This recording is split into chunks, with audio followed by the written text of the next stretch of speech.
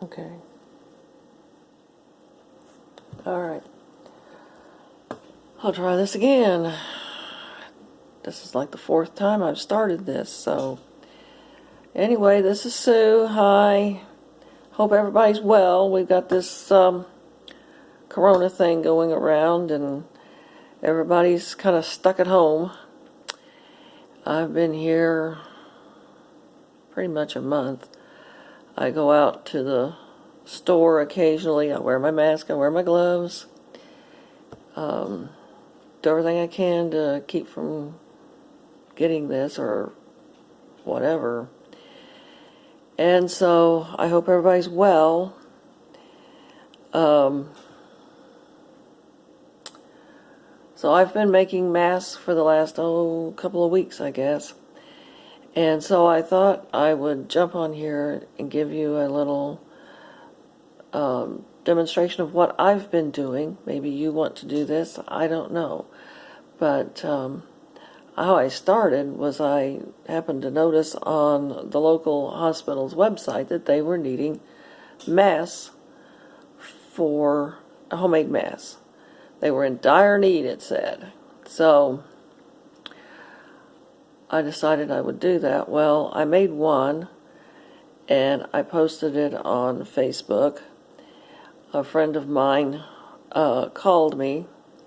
He wanted 10. He is a retired nurse practitioner, and he wanted 10 masks that tie, because those were the kind of masks that they used when he started nursing school. And many years after he started his career, that's what they had, was the kind that tie. And so that's what I made him. But most other people are wanting the ones that hook around the ear, so I've been making those too. So I have been, what I'm going to do here is I'm going to show you how I make the tie masks and how I make the kind that hook over the ears. They're slightly different. Basically, they're the same thing, but they're slightly different. Now, to make the ties, and I think I have a video out about this, this is actually from a jelly roll. These are 2.5 inches wide. Now, I have cut some of these down to 1.5 inches. It makes a string when you fold this up like this. But this one is 2.5 inches. And you start out by folding the end down like this and pressing that so that you don't have a raw edge there. Then fold it in half like that, and press that all the way down, and then fold the edges toward the middle, press those down like that, and then fold it in half, and you'll press it again.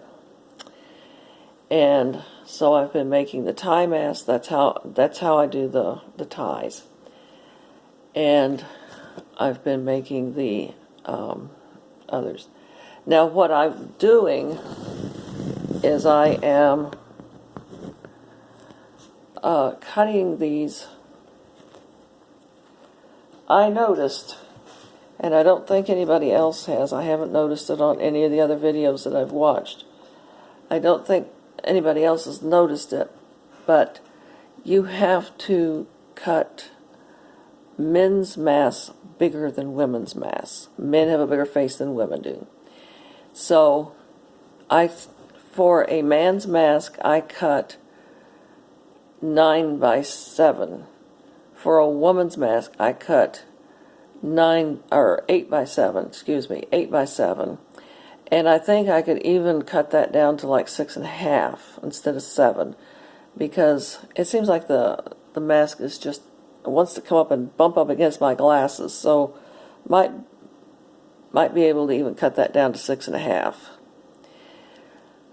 But you want it to come under your chin, and it covers your nose and it covers under your chin. So if you're making for a man, it has to be bigger than it is for a woman. Now, I don't have any children in my life at all, none. So I don't know how to make it for a child. You're going to have to improvise on that. I'll show you how to do this, and then if you've got kids, you're going to have to measure your kids and see what they need, because, you'll know better than me about that. But my grandchildren are all grown adults. My oldest grandchild is 28, and my youngest one is 19. I don't have any children in my life. None. So anyway, this one I'm going to make with the ties that I showed you a while ago. This has got a little tiny purple flower in it, so I'm going to use the purple ties. And I will show you how to do that. And then this, I'm going to make this into the one with over the ears. Now, I put stabilizer on the back. This is a lightweight Pellon, and it's only fusible on one side. This on this mask, I have Wonder Under, and Wonder Under is fusible on both sides. So my cousin was helping me with these, and she was cutting everything out and putting the stabilizer on and everything, and she was pressing these ties. And so then I have been pressing a backing onto these masks so that they're I don't have the stabilizer attaching to the front of the mask. So anyway, and they make good sturdy masks. By the time you've put the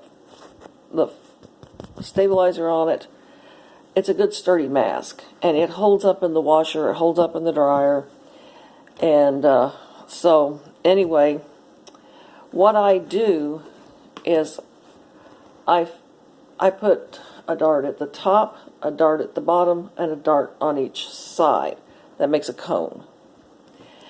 And so what I do is I will fold it in half and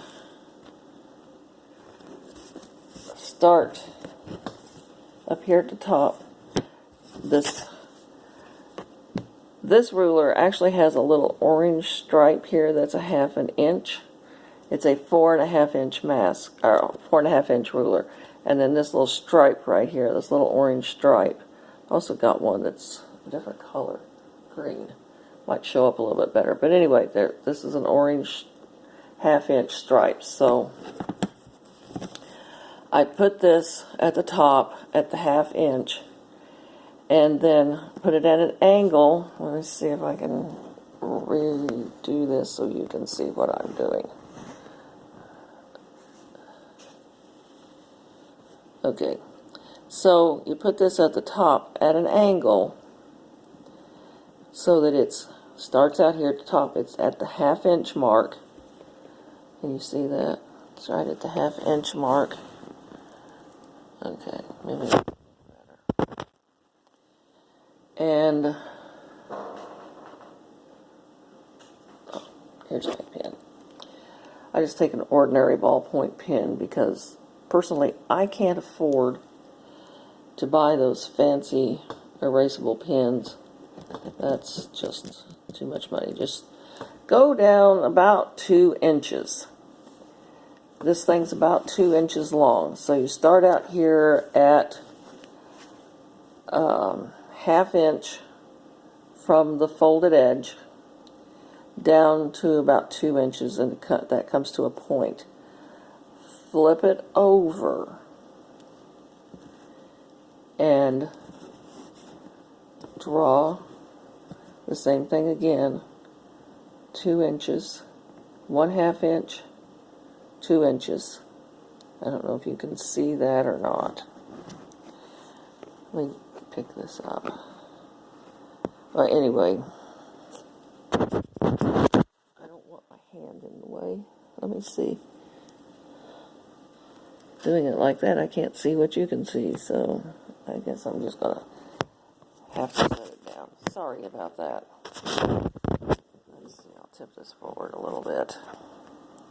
Okay, so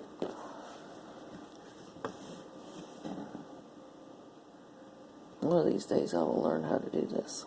Okay, 1/2 inch up here, go down 2 inches, and that should come to a point. Whoops, that slipped a little bit. Okay.